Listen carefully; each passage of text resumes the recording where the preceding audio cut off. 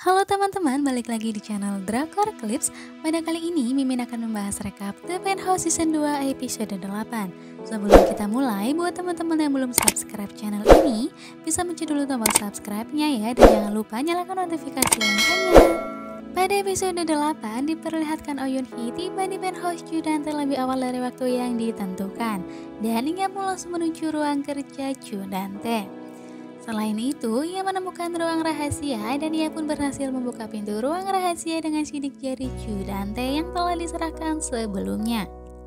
Oh Yoon Hee kemudian mengangkat kepala patung dan menemukan jalan rahasia menuju tempat parkir. Tetapi pada saat itu, Chu Dante yang tiba di rumah melihat perasaan aneh dan memasuki jalan rahasia dengan membawa pedang. Oh Yoon Hee berhasil turun ke tempat parkir dan ia pun dikejutkan dengan wajah Na Aegyo yang terlalu mirip dengan Sim Suryon. Sokhun mengatakan kepada Chu Dante bahwa Yoon Hee telah pergi meninggalkan ruangannya.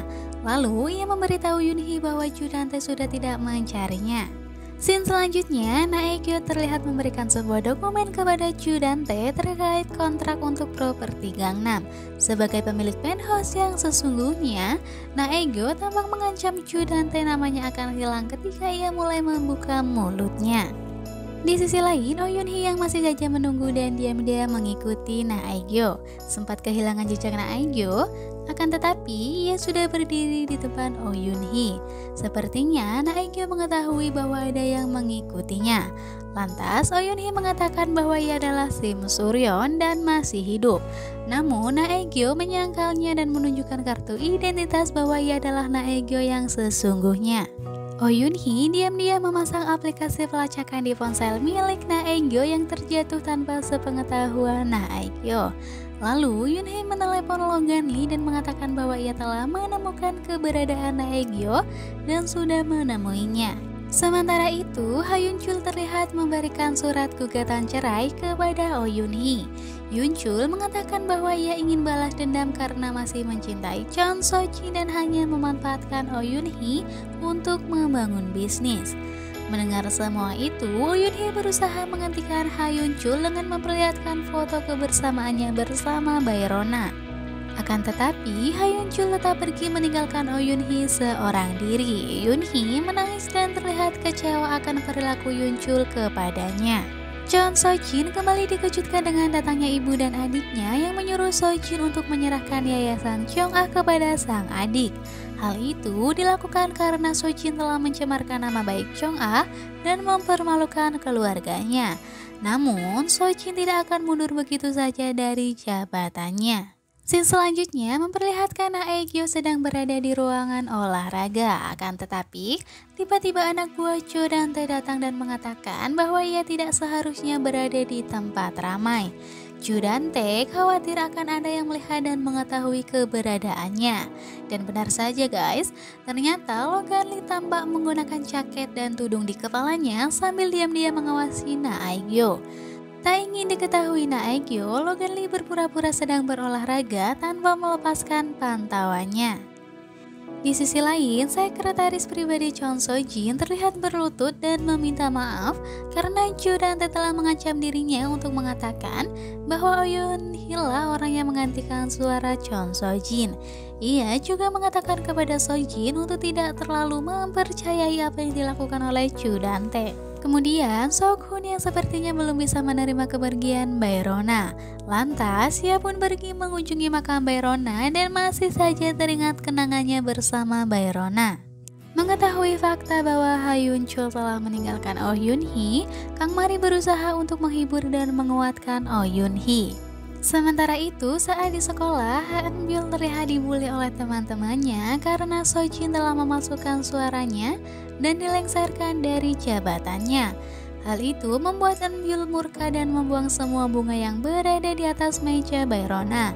Melihat hal itu, Jennie dan Sokyung tak mau tinggal diam. Lantas, mereka memojokkan Eun Byul dan bertanya benarkah Eun Byul tidak ada kaitannya dengan kematian Bayrona. Sementara itu, Oh Yoon Hee pergi dan menemui Lee Kyu Jin. Ia mengatakan bahwa Yoon Chul telah meninggalkannya dan kembali kepada Chon So Jin. Hal itu dilakukan Oh Yoon Hee untuk menarik simpati Lee Kyu Jin karena Yoon Hee tahu ia akan memberitahu kepada Chu Dan-tae.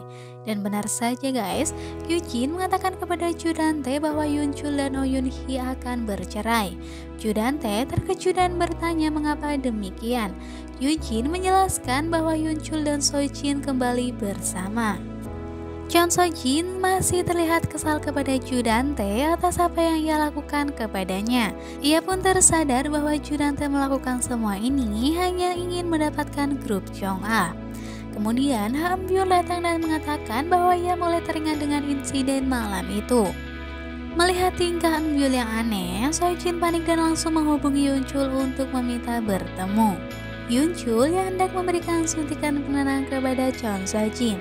Akan tetapi, So Jin melihat luka di tangannya. Lalu, Yoon Chul memberitahu kepada So Jin atas apa yang dilakukan Chu Dan-tae kepadanya selama berada di New York.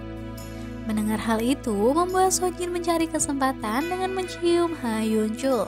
Tanpa sepengetahuan mereka berdua, Chu Dan-tae yang diam-diam sedang mengawasi mereka dari luar. Hal itu membuat Chu Dan-tae kesal dan langsung mencari perkara dengan Chon So Jin. Chu Dan-tae melaporkan So Jin atas insiden kematian Baerona dengan barang bukti kalung milik Ha Eun-byul.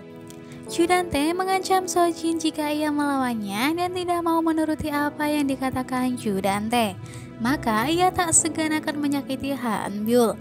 Hal itu membuat So Jin menyerah dan berlutut di hadapan Chu Dan-tae.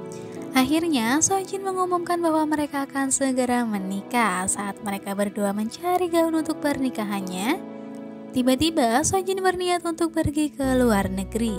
Akan tetapi, Chu Dan-tae berhasil menahan paspor milik Chon So Jin.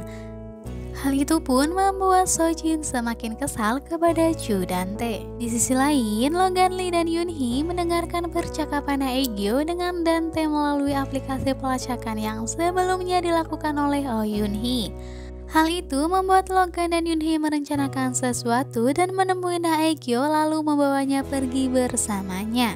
Lantas, apa rencana Logan dan Yoon Hee terhadap Aegyo selanjutnya ya guys? Kita tunggu episode selanjutnya ya, tetap ikuti terus channel Drakor Clips untuk mengetahui kelanjutan ceritanya. See you on the next video guys!